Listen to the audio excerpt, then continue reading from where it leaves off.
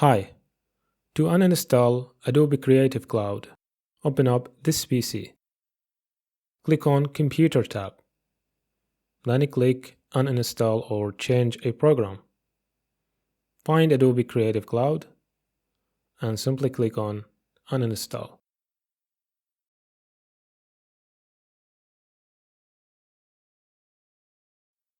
You also have an option to repair it if you have an issues with the program itself.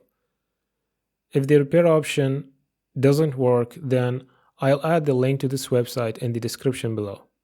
Just visit and download the uninstall tool according to your operating system.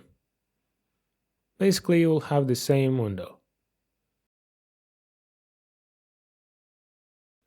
If you have apps installed within Adobe Creative Cloud, you can't uninstall it right now.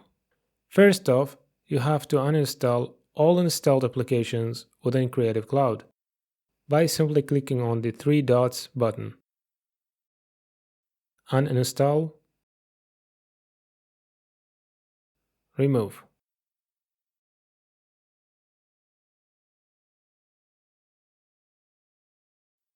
Once I removed all installed applications, now I can uninstall it.